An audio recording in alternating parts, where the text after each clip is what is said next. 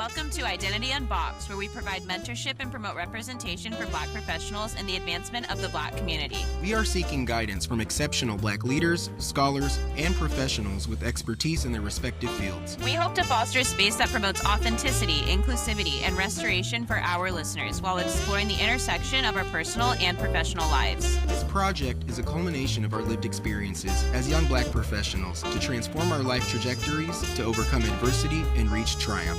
Our intention is to inspire you on your path to discovering your purpose.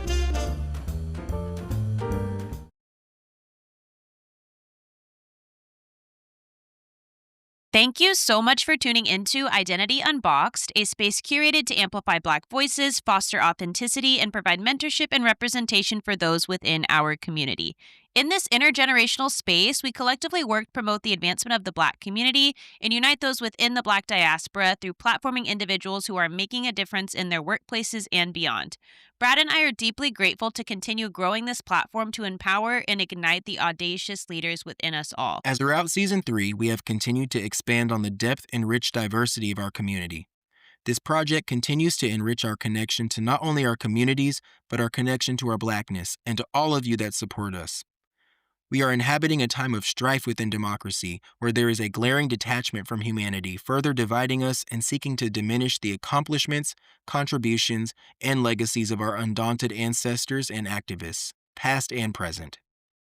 We hope this space continues to revive hope in you, not to allow your vigor for justice to dwindle while our community faces the repeated persecution of our souls, livelihoods, and existence. We are inspired by our guests that remind us that liberation is hard fought for, and it continues to need our constancy to sustain our progress. The system is not designed to center our experiences, and it is up to us to hold it accountable to commit to our prosperity for generations to come. As tradition, we again invite our listeners to reflect on Season 3 as each of our guests share the significance of their Blackness and how it has influenced how they choose to show up in the world. Our relationship to the diaspora is unique, but the through line is a shared devotion to honor those that came before us. Our history is a tapestry of resilience, ingenuity, and resolve. You will hear from Brandon Graves, Michelle Purnell Hepburn, Representative Julia Reed, Dr. Sarah Adiinka-Skold, DeAndre Clark, a.k.a. Drebe, Preston Artis, David Rusev, Representative Sean Scott, Bryce Edward Weatherly, Kwame Terra, Linwood Bibbins, Simon P. Foster, Alicia Luncheon, Senator Twyna Nobles, Jamie Phillips, and Caldwell Tideque, a.k.a. Bob the Drag Queen. As we close out this season, we are excited to share that we will be releasing our Black History Month series, Legacy Lens, where we will explore our history through the lens of Black scholars, experts, and activists using education as a conduit for our collective liberation. Check back in February 2026 for new content. For now, we are wishing you restoration and a space to find solace this holiday season with those that bring joy to your life. You can stay up to date with the latest updates about the project by following us on Instagram at Identity Unboxed and also submit nominations for future guests.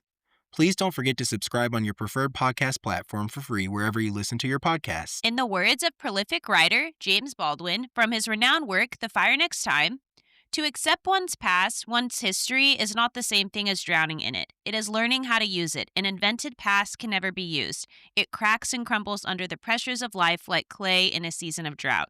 For now, we ask our guests to reflect on the question, what does Blackness mean to you?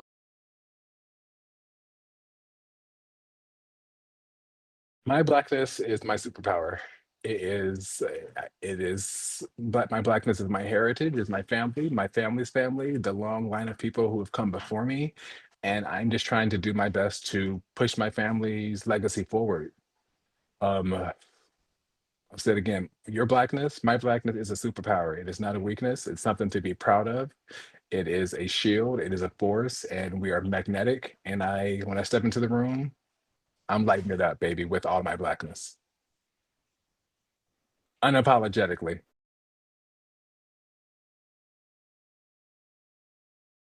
Blackness means relationships, perseverance,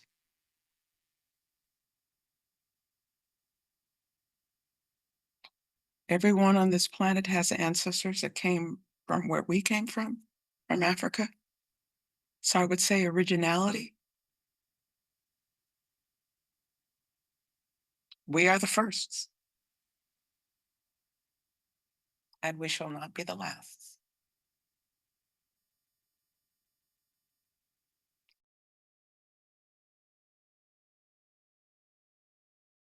I think Blackness to me means resilience, it means joy and creativity. Um, it's beautiful. Um, it it also, there are elements of it for me personally that can be painful, but not because of being Black per se, but just like kind of in that sense of like pain that you like experience but overcome, like kind of understanding kind of pain that is part of my family's story, and that they have carried, and that impacts, um that's part of it too. But I think that's something to embrace, not run away from. And I think it is Blackness to me is this wonderful, unfolding, rich story of resilience and thriving in the face of, you know, challenges that might have crushed other people.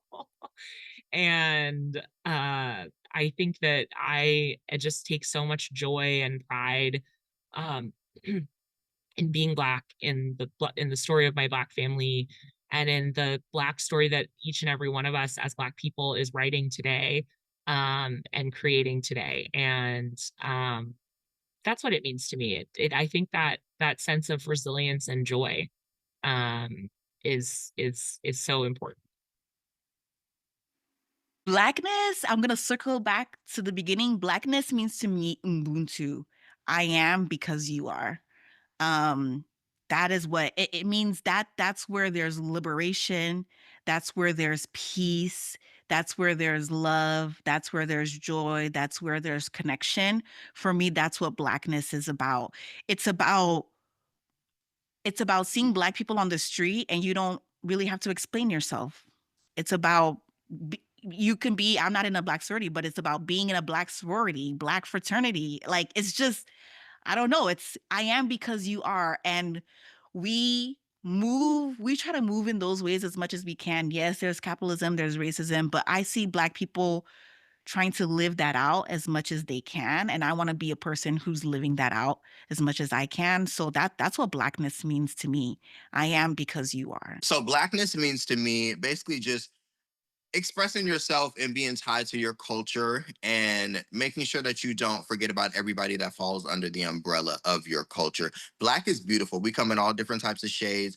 We have made so many different, contributions to society. We're always overlooked and trying to be erased. We have people take ideas that we have made, styles that we have created, and they try to rebrand them as, their own little thing.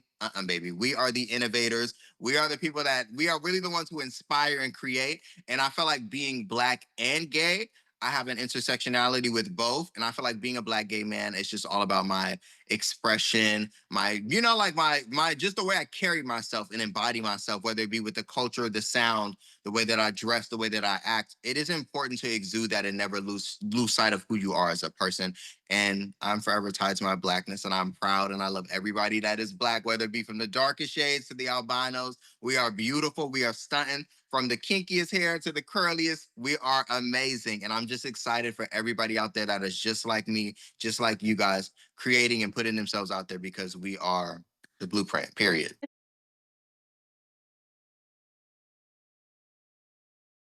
Um, I think Blackness is commonly defined as community and based on your strength of identity within that community.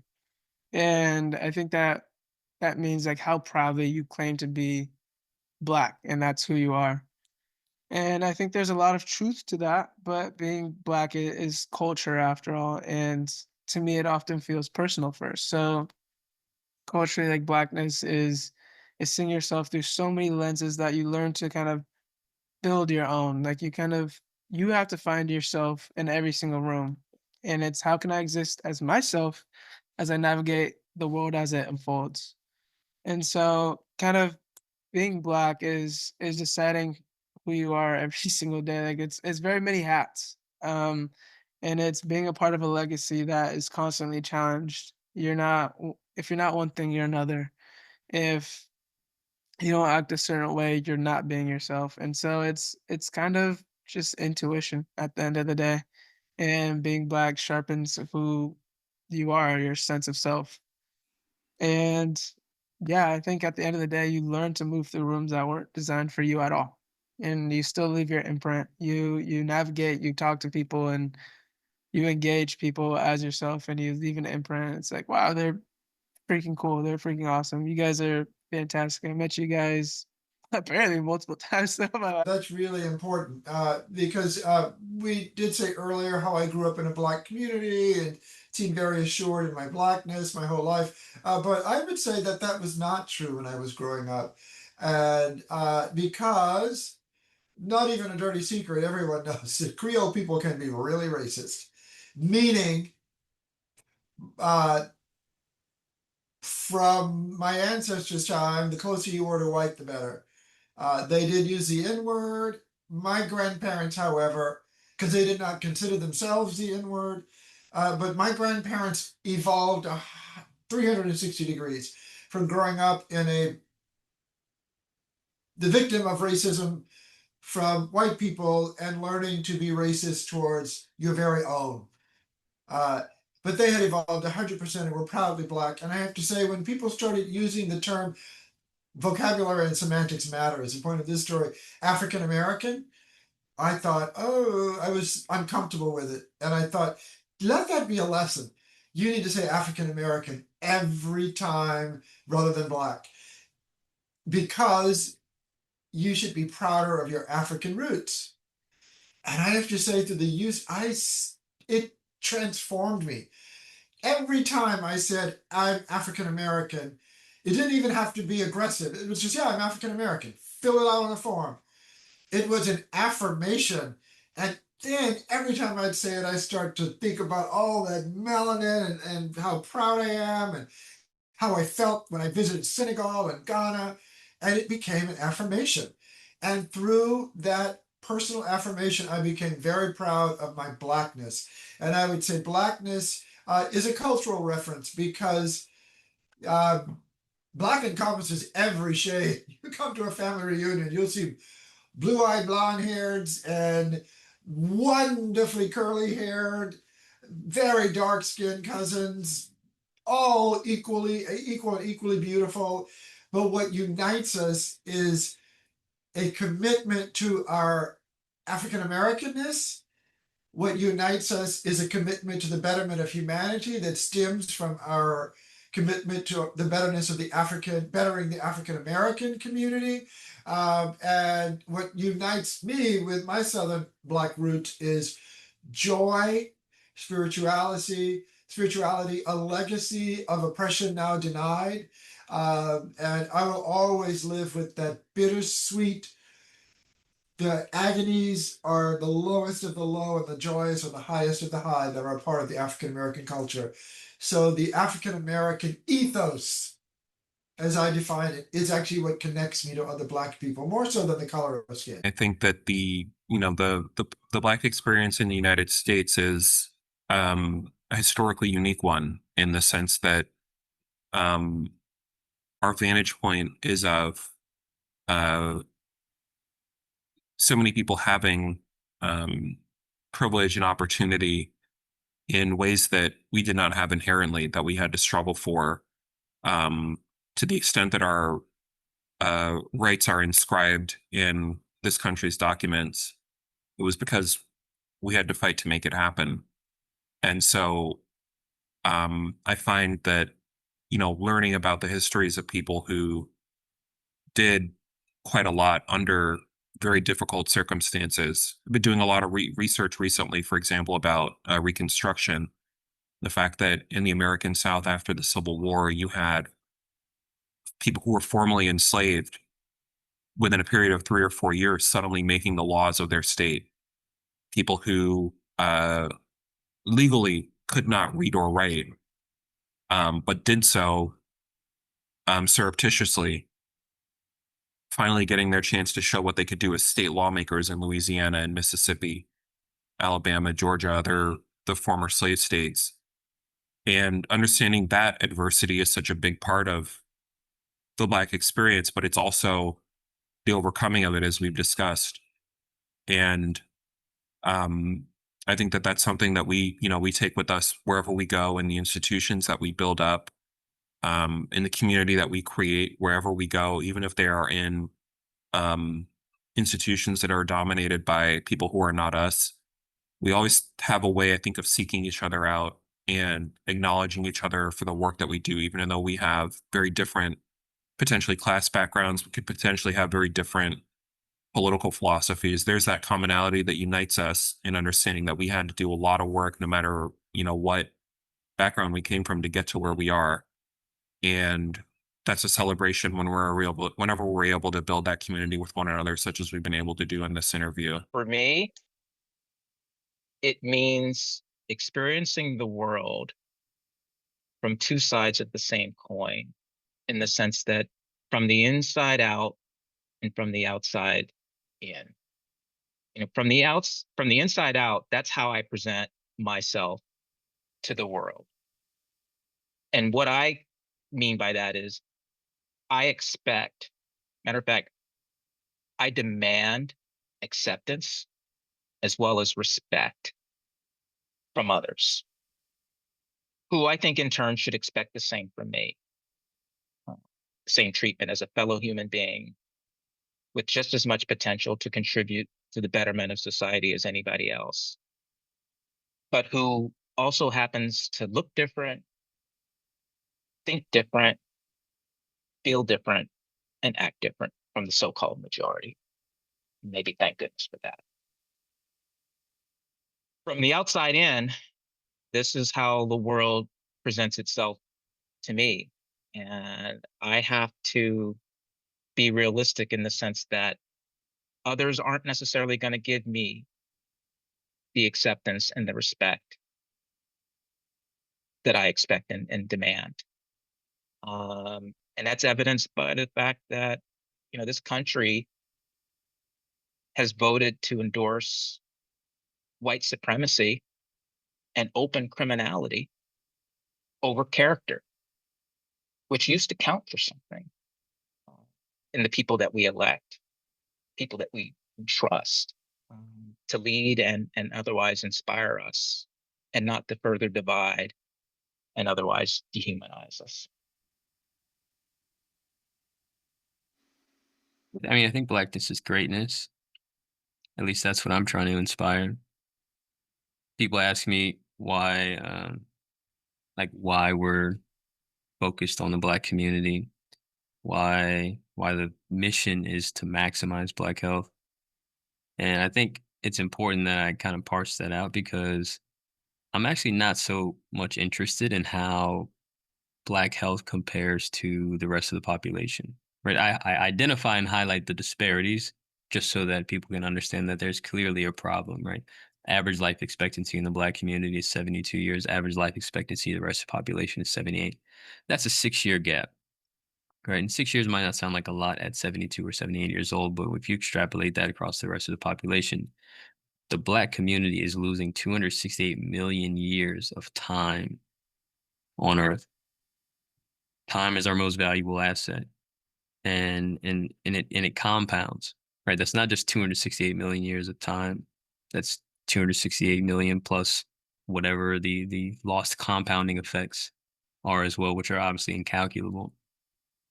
And part of why the gap continues to widen, we just have less time here. We will never catch up that way. But I'm actually not interested in achieving health equity per se. That is to say, like achieving the same life expectancy. I want to see what our maximum potential is as people. And so my vision for Black people, I don't know necessarily what I regard Blackness as right now, but my vision for Black people is greatness, achieving our complete potential in however that manifests, always dreaming bigger, and in alignment with the core values that some are innate, some we do have to come up with ourselves, because our environments don't necessarily communicate that or are conducive of that. But yeah, a pursuit of greatness. That's what I would like it to be. And I'll end with this.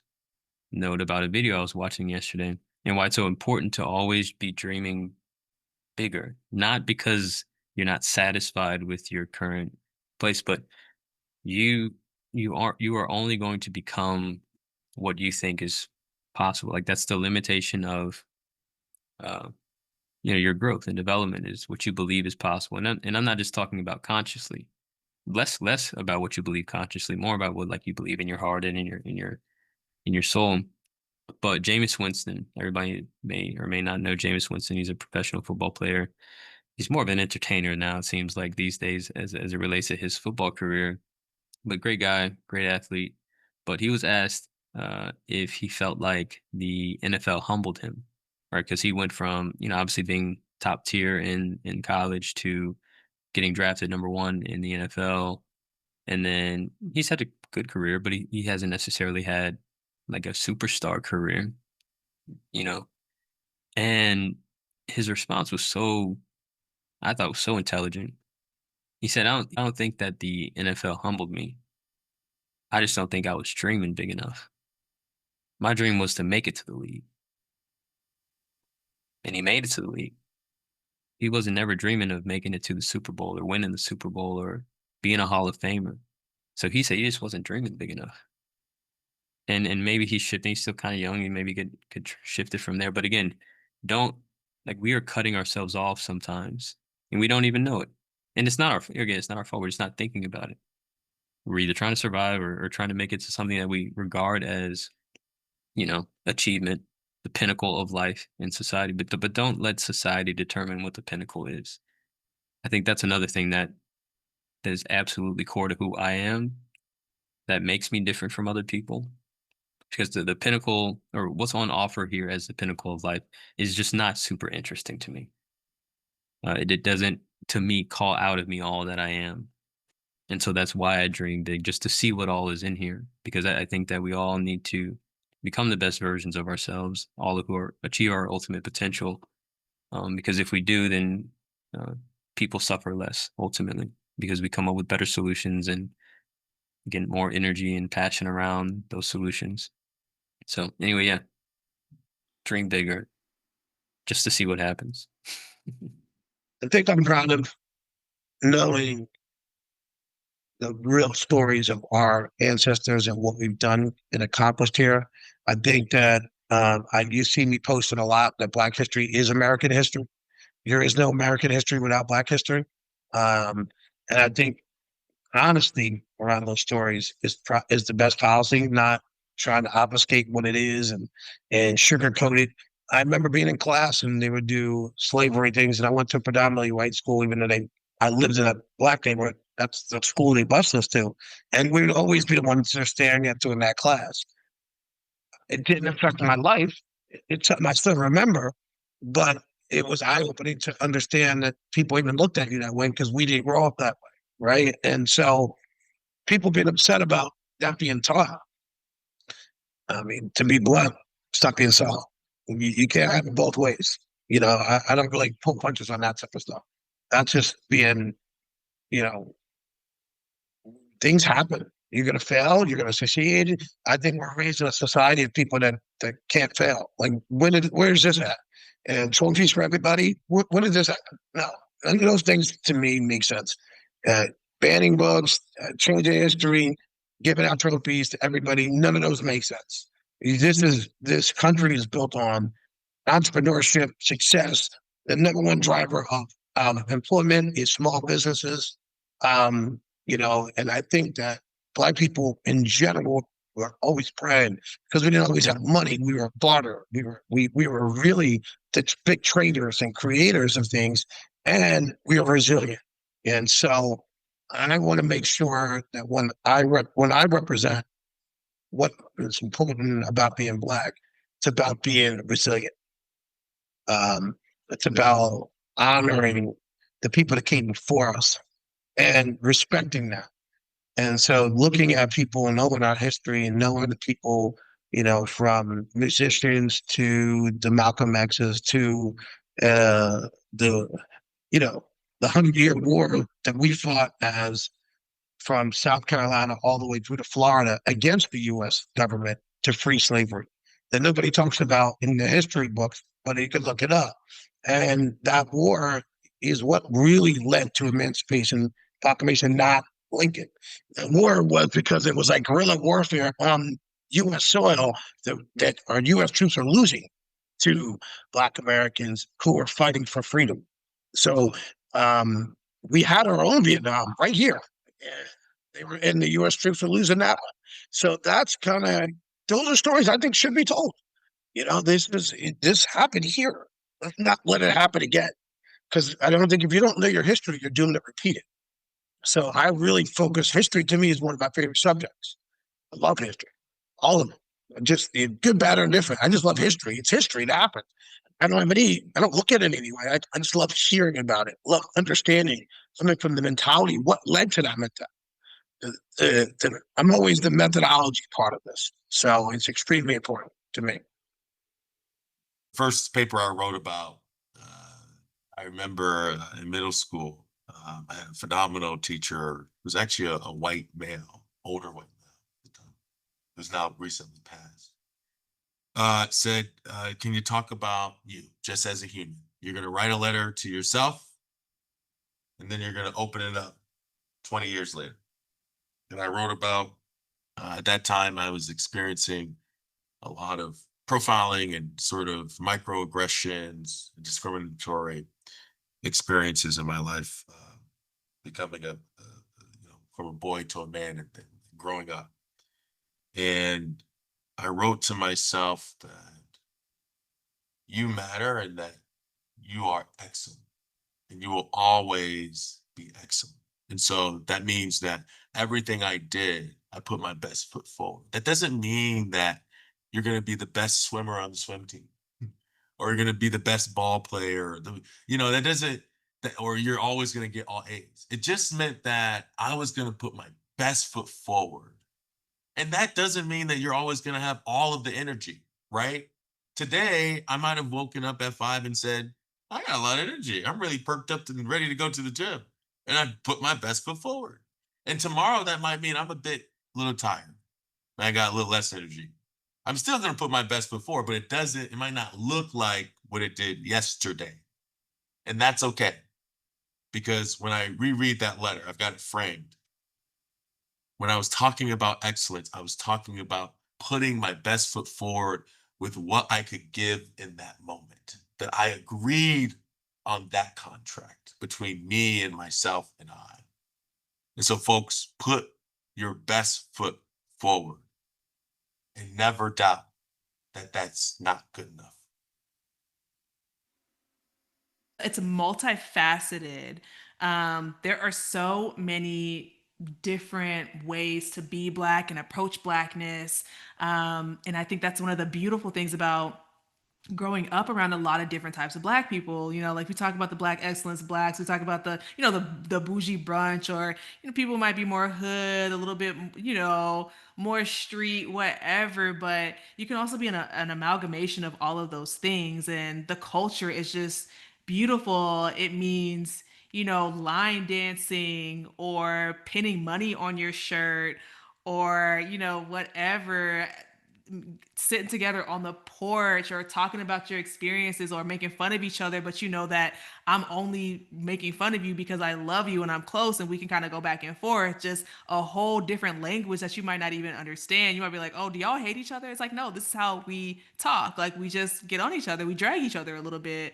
And so for me, it's just something beautiful that many try to duplicate but never can quite get. And I think that's something I love about being Black, because we can just tell right away, like, something's a little off there. Like, you didn't quite use that word correctly, or the way that you structured that sentence together doesn't make sense. Like, you're definitely trying to imitate something. And so just clocking it. So yeah, it's kind of difficult, because I think Black is it can be so different, and you can approach it so differently. You don't have to just be one thing or talk a certain type of way or look a certain way. But at the same time, there's still a culture, right? Even though we're all so different and interested in different things, there's still kind of like this cultural phenomenon that flows. Even if I grew up in Atlanta, you grow up somewhere else, like far away from me, we'll still have these commonalities. And I think that's just amazing. Yeah, well, Blackness definitely means resiliency and joy, creativity, and innovation. Blackness means legacy and being a good ancestor. And when I think about just how great it is to be Black, I feel very proud. There's so much pride in being Black and being a Black woman. And I think that our culture is rooted in grace and strength.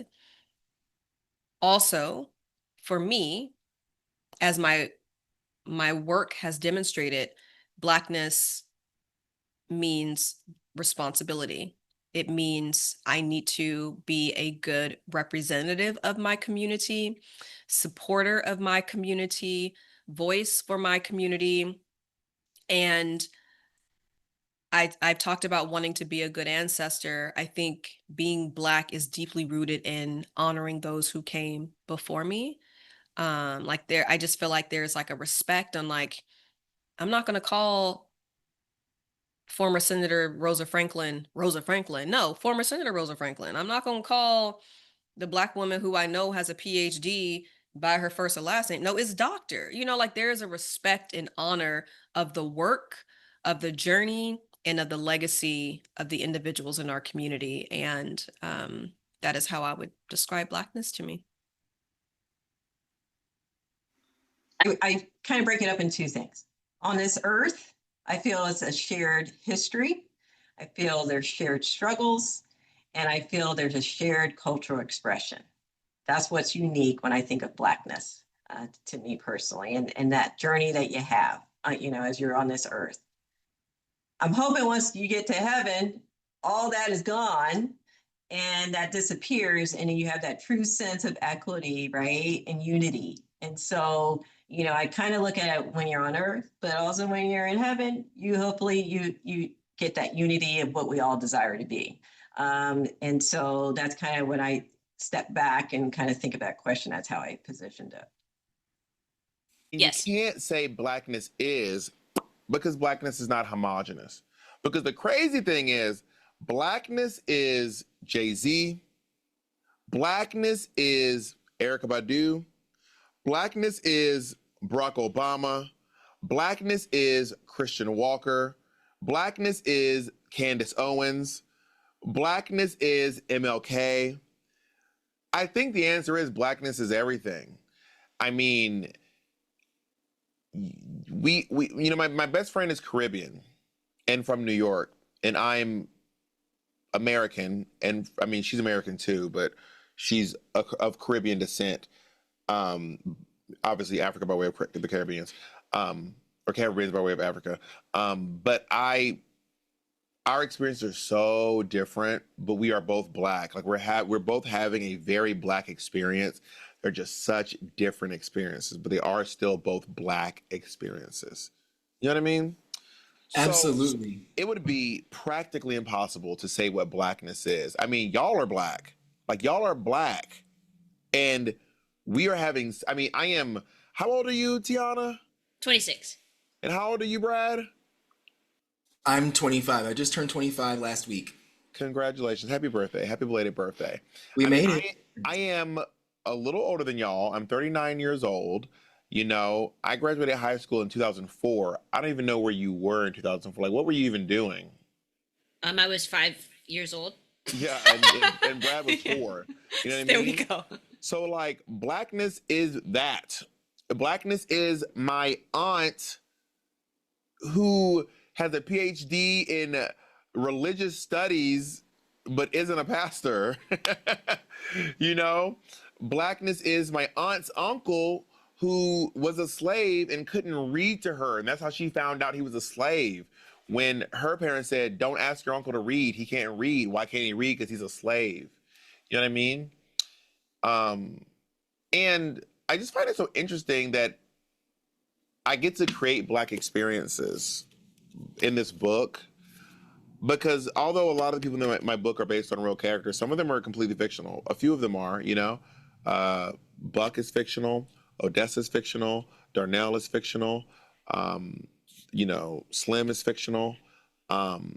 So the real truth is, like, you know, when you think about Dorothy from The Wizard of Oz, Dorothy's not a girl. This is so esoteric. This might get too deep. Dorothy's not a girl. Dorothy's not a person. Dorothy is a thing. Dorothy is an it. Dorothy is an idea, but she represents girls, right? So Darnell's not actually black. Darnell's not a person. Darnell never existed. But Darnell is represented by blackness and queerness in this book. But when you allow yourself to personify him and humanize him, he is a black queer man. But the truth is, he's just words on a page. So I see a lot of myself in that.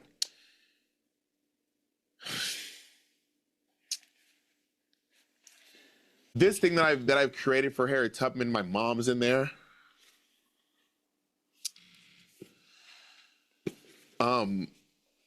So, you know, it means a lot to me that I'm able to create these ideas and that they mean something to people. And it's enough for me that